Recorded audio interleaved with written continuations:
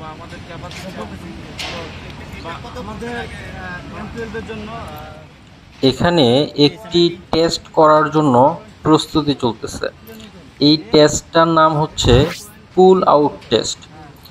এই টেস্ট মূলত করা হয় কংক্রিটের ভেতরে বসানো অ্যাঙ্কর বা রিভার কতটুকু লোড বহন করতে পারে তা যাচাই করার জন্য। এখানে দেখতেছেন যে হচ্ছে স্ল্যাবের ভিতরে আমরা কিছু অ্যাঙ্কর কাস্টিং এর সময় আসলে সেগুলো বসানো ছিল বা বসানো হয়েছে।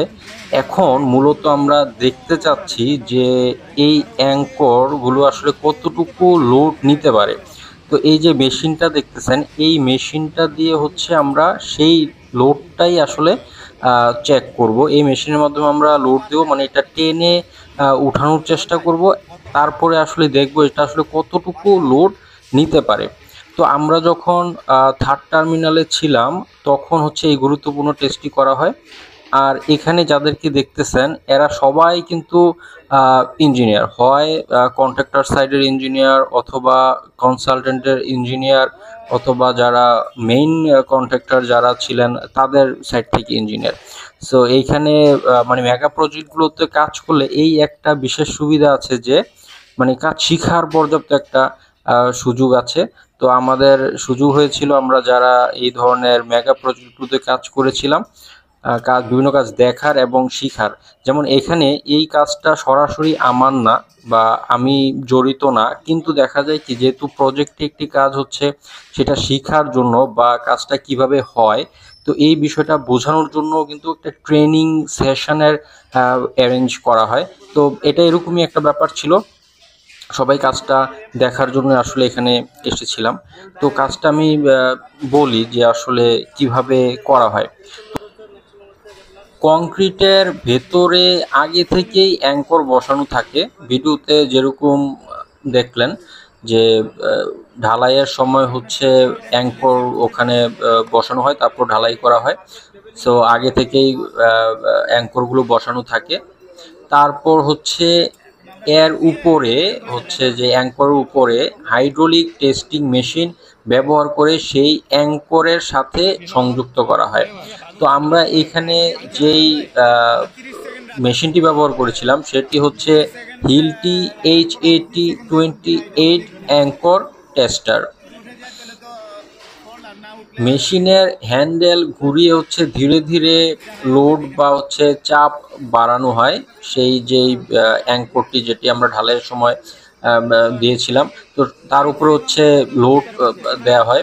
লোড বাড়ার সাথে সাথে গেজে চাপের মান দেখা যায়।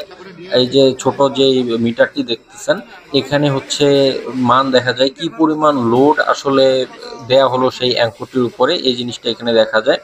নির্দিষ্ট লোড পর্যন্ত যদি অ্যাঙ্করটি ঠিক থাকে, মানে হচ্ছে উঠে না আসে, তাহলে হচ্ছে এটিকে পাস হিসেবে ধরা হয়। যদি নির্দিষ্ট লোড পর্যন্ত এটি আসলে টিকতে না পারে বা উঠে চলে আসে, তাহলে আমরা হচ্ছে সেই অ্যাঙ্করটিকে ফেইল বলে ধরে নিব।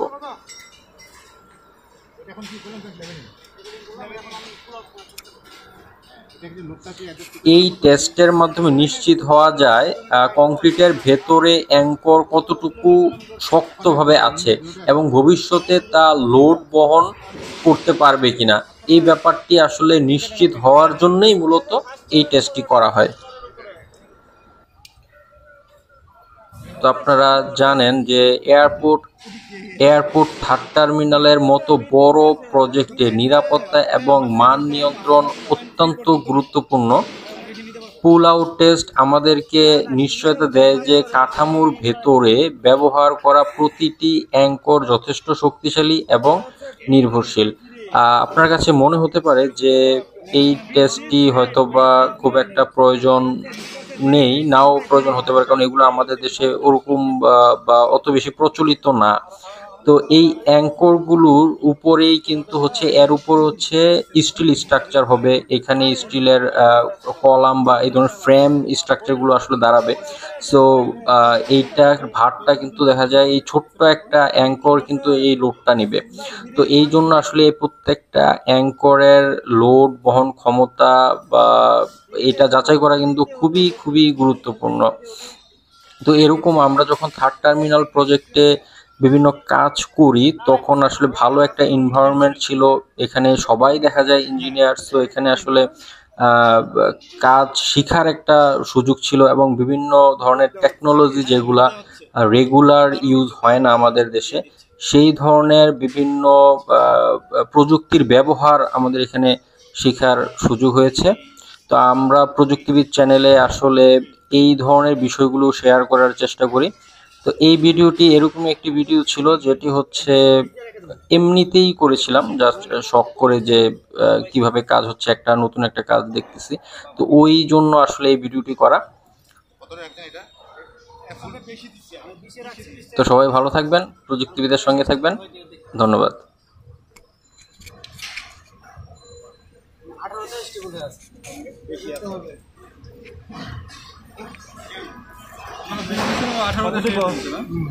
কতটুকু? এই যে 18, মোটর 18, আমার আছে 17.5 আছে। 15,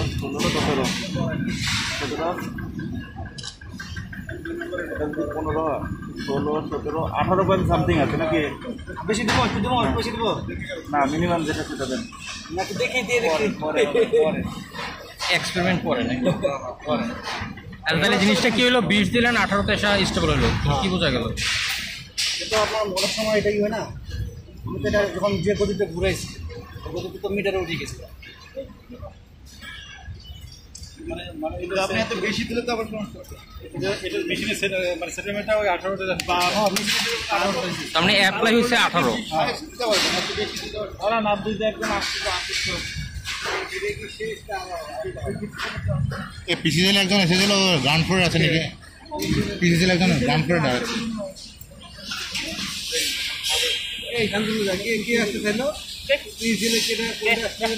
নামটা জানি না, ওর একজন আসে।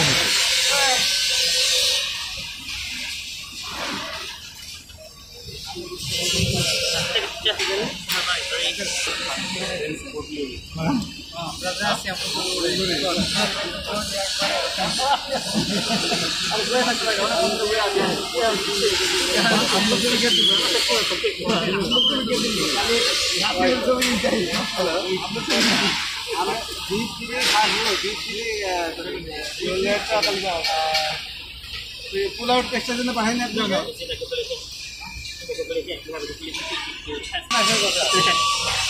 গ্রুপে দিও না কিন্তু মাফিয়া আমি আমার কাছে কাম করি না আল্লাহ এটা এখন চলছে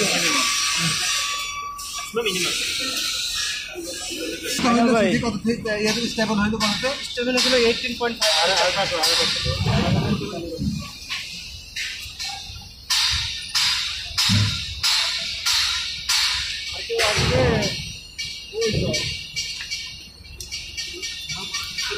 আমি 22-এ রাখছি, 22 থেকে আসতে নাম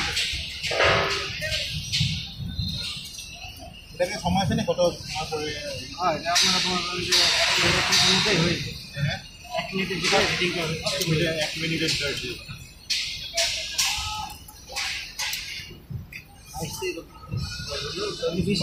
ট্রেনিং আছে।